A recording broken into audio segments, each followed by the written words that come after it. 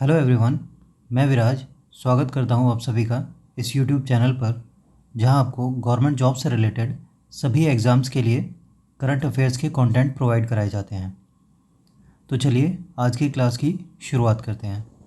दोस्तों, इस साल फिजियोलॉजी और मेडिसिन यानी चिकित्सा के क्षेत्र में दिए जाने वाले नोबेल प्राइज़ को अनाउंस कर दिया गया है। आज हम इस वीडियो में इस टॉपिक से रिलेटेड एग्ज़ाम्स में किस तरह से क्वेश्चंस पूछे जाते हैं उसे देखेंगे। तो इससे पहले कि हम आज के करंट अफेयर्स के क्वेश्चंस की शुरुआत करें, हम नोबेल प्राइज़ के बारे में थोड़ी चर्चा कर लेते हैं। दोस्तों, नोबेल प्राइज़ एक प्रेस्टिजियस इंटरनेशनल अवार्ड है जो हर साल डिफरेंट फील्ड्स में एक्सीलेंट वर्क करने के लिए दिया जाता है। नोबेल प्राइज़ स्वीडन के साइंटिस्ट अल्फ्रेड नोबेल की याद में दिया जाता है। नोबेल प्राइज़ 5 क्षेत्रों में दिए जाते हैं: फिजिक्स यानी भौतिकी में, चिकित्सा यानी रसायन विज्ञान के क्षेत्र में, फिजियोलॉजी और मेडिसिन यानी चिकित्सा के क्षेत्र में, लिटरेचर यानी साहित्य के क्षेत्र में, और पीस यानी शांति के क्षेत्र में। नोबेल प्राइज़ हर साल अक्टूबर में अनाउंस किए जाते हैं और दिसंबर में स्टॉकहोम नामक जगह पर स्वीडन में औपचारिक समारोह में प्रदान किए जाते हैं। तो ये था नोबेल प्राइज़ के बारे में एक छोटा सा इंट्रोडक्शन, और अब हम अपने क्वेश्चंस पर चलते हैं। आज का हमारा पहला क्वेश्चन है, who were awarded the 2024 Nobel prize in physiology और मेडिसिन। हिंदी में 2024 का नोबेल पुरस्कार फिजियोलॉजी या चिकित्सा में किसे मिला। आपका पहला ऑप्शन है एच रॉबर्ट हॉर्विट्ज़ और गैरी रुवकुन। दूसरा ऑप्शन विक्टर एम्ब्रोस और गैरी रुकवुन। तीसरा ऑप्शन विक्टर एम्ब्रोस और एच रॉबर्ट हॉर्विट्ज़। और चौथा ऑप्शन गैरी रुवकुन और ओले कैम्पे। तो दोस्तों, 2024 का फिजियोलॉजी या चिकित्सा का नोबेल पुरस्कार विक्टर एम्ब्रोस और गैरी रुवकुन को दिया गया है। इन्हें यह पुरस्कार माइक्रो आरएनए की खोज और इसके पोस्ट ट्रांसक्रिप्शनल जीन रेगुलेशन में योगदान के लिए प्रदान किया गया है। इन वैज्ञानिकों ने दिखाया कि माइक्रो आरएनए किस तरह से जीन एक्सप्रेशन को रेगुलेट करते हैं, जिससे ये समझना पॉसिबल हो पाया कि ये छोटे आरएनए मॉलिक्यूल्स प्रोटीन प्रोडक्शन को अफेक्ट करते हैं। विक्टर एम्ब्रोस और गैरी रुवकुन का ये रिसर्च न केवल जीव विज्ञान में एक बहुत बड़ा माइलस्टोन है, बल्कि ये बहुत सी बीमारियों जैसे कैंसर की स्टडी में भी इम्पॉर्टेंट रोल प्ले कर सकता है। अपने नेक्स्ट क्वेश्चन पर चलते हैं। हमारा अगला क्वेश्चन है, what significant finding did Ambros discover about the लिन4 जीन।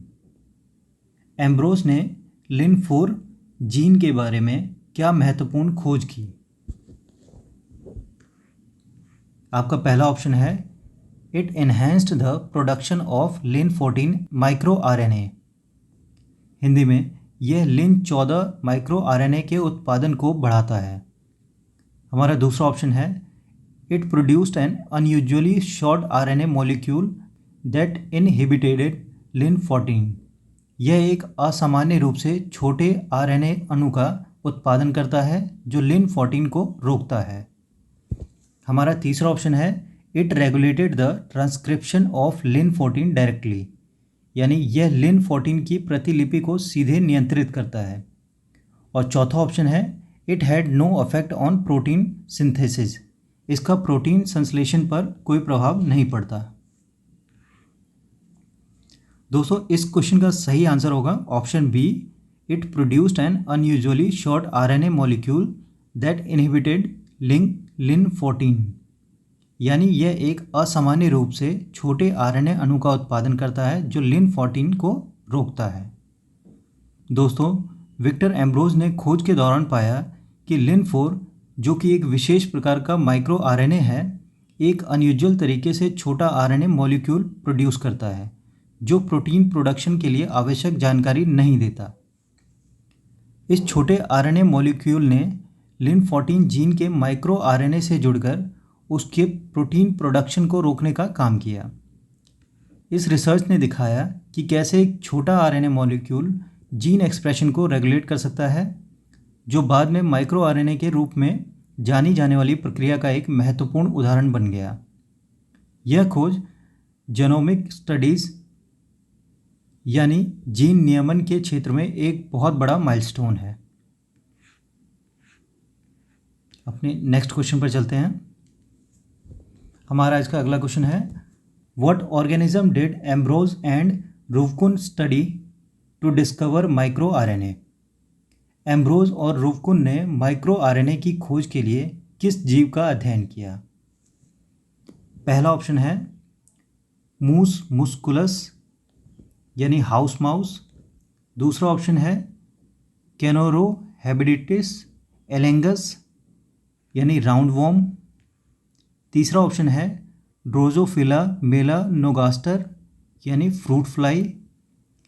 चौथा ऑप्शन है एराबिडोप्सिस थालियाना यानी माउस ईयर क्रेस।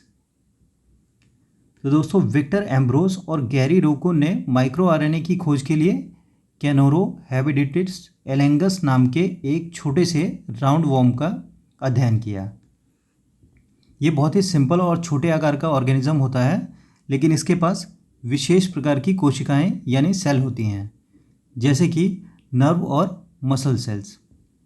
इस राउंड वॉर्म का अध्ययन करना महत्वपूर्ण था क्योंकि यह मल्टी सेल्यूलर ऑर्गेनिज्म जैसे इंसानों में टिश्यूज़ के विकास की प्रक्रिया को समझने में मदद करता है। एम्ब्रोज और रूवकुन ने इस जीव के 2 म्यूटेंट स्ट्रेंस लिन4 और लिन14 पर ध्यान केंद्रित किया, जिससे उन्होंने माइक्रो आरएनए की भूमिका को समझा और इसकी खोज की।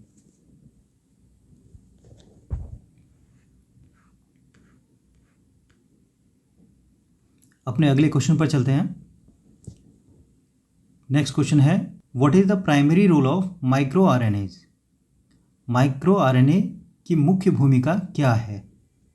पहला ऑप्शन है to code for proteins, protein को कोड करना।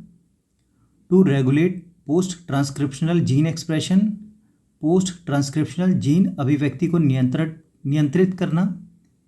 टू क्रिएट मैसेंजर आरएनए बनाने में मदद करना।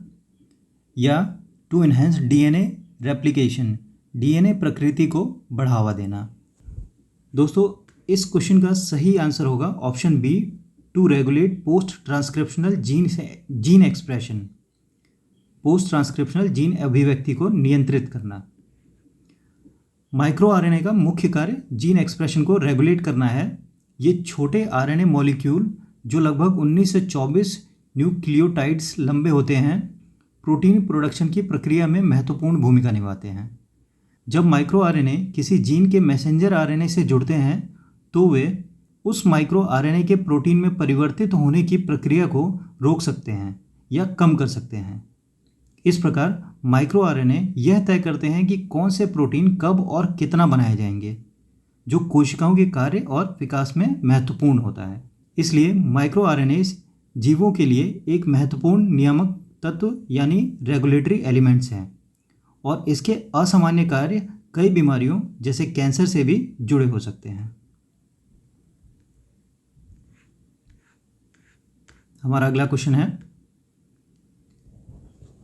What is the potential implication of abnormal micro RNA regulation in humans.